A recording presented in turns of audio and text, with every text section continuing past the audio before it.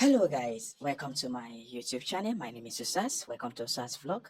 I'm here to um, share the good gospel that is happening in Minnesota.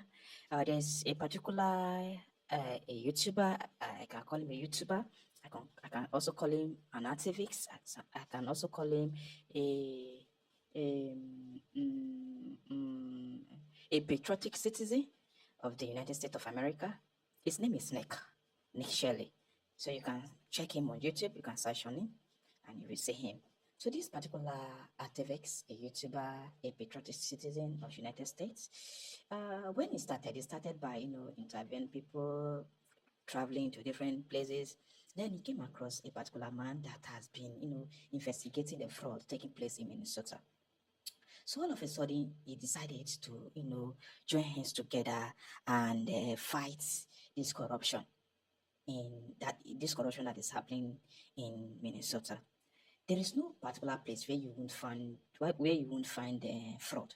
In my country, Nigeria, fraud is like a daily activities. Here in Nigeria, it happens every day. It happens every minute. It happens every second. So fraud, we are used to it already. Do you get? So that is why I'm seriously against fraud.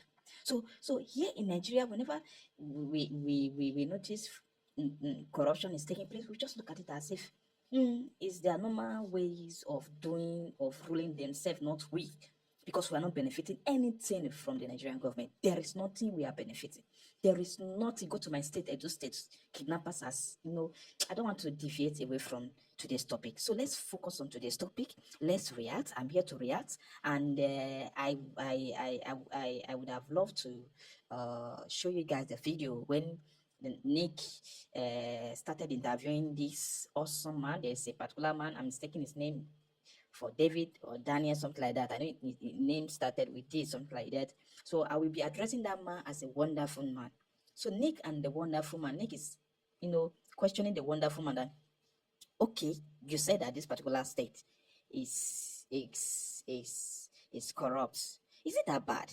Then the wonderful man replied that in the history that this state, Minnesota, is the worst when it comes to fraud. That fraud is just like a daily activity, like what is happening in Nigeria. The same thing goes to that particular state. But me, I'm wondering, United States of America is a developed country.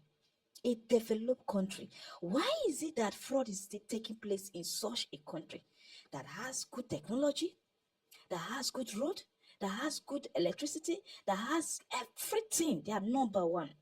So why is it that they are still embracing fraud? Why is it that they are not contented with what they have? What is happening in Minnesota? Why are the leaders in Minnesota allegedly doing what they ought to stay away from? So today, I want you to listen. Then I will, in case you don't understand what they are saying, I will buttress on it. I will explain it. I will digress it to you. I will make sure you understand it to the end. Thank you. So let me play it so that you can listen to what they are saying. So Nick, don't forget the other man's name. I address him as a wonderful man. You've been living here for years now. So Nick is talking. How bad is this fraud? So I was born in Minneapolis Wonderful man talking. a long time ago. I've lived my whole life here. And my opinion is that this is the worst fraud in human history. What is occurring in Minnesota and more specifically in the Twin Cities right now. How much money do you think has been sent around fraudulently here inside Minnesota? Over the years, I would say anywhere from 80 to 100 billion dollars. Wow. Right now, the big controversy is with Kim Walz and his government and the fraud that they've allowed to happen within the Somalian community. Right behind us is Cedar Riverside, a location where it is very densely populated with Somalians. How had Somalians gotten into the system to fraud the American taxpayer? Well, so that complex you're seeing behind there, I attended the University of Minnesota, and in the area we're on right now, this is the West Bank. And it was always called the West Bank, and it was sort of the place to be when you're in college. And that was all student housing, 100%. That building you see in the background, it's now 100% Somali. And I can tell you confidently, they don't pay for their housing, they don't pay for their food, they don't pay for their vehicles. And on top of that, they have hundreds and hundreds and hundreds of fraudulent companies set up, and they're sucking billions of dollars out of the state of Minnesota. Wow. And how are they sucking billions of dollars out of the state of Minnesota? Well, one example would be with the hundreds of child care facilities that they have set up. And on every one that I visited, and I've been to maybe 100 of them or more, I never, ever have seen one child at any facilities ever over the past 7 years, 8 years. What are the businesses that are being used to fraud the taxpayer here in Minnesota? You have the daycares. What are all of them? So you have child care, you have adult daycare, you have in-home health care, you have straight health care, and nobody really knows how that's defined. Wow. And then you have transportation, non-emergency medical transportation. And if you do a search, you'll see that the state of Minnesota says they have 1,020 non-emergency medical transportation companies. And my research is showing that 95% of those are Somali-owned. And what I know is that the people writing the checks at the state of Minnesota never, ever, ever verify that any trip was ever made, or that any appointment was ever made with a dentist, chiropractor, or anything. And so these people are able to start these businesses and then immediately get funds from the government? Yes, so interest. Wow. No, I want to understand something. In Minnesota, I don't know if I'm pronouncing it very well. Is it just one particular community that is in Minnesota? Because yesterday, I played Nick video that he posted yesterday. I discovered that he actually, concentrated the fraud on a particular community called Somali community. But I was wondering, is it just Somali community that lives in Minnesota or that stays in Minnesota? Why is it that every fraud, every little fraud, they have to trace it down to that community?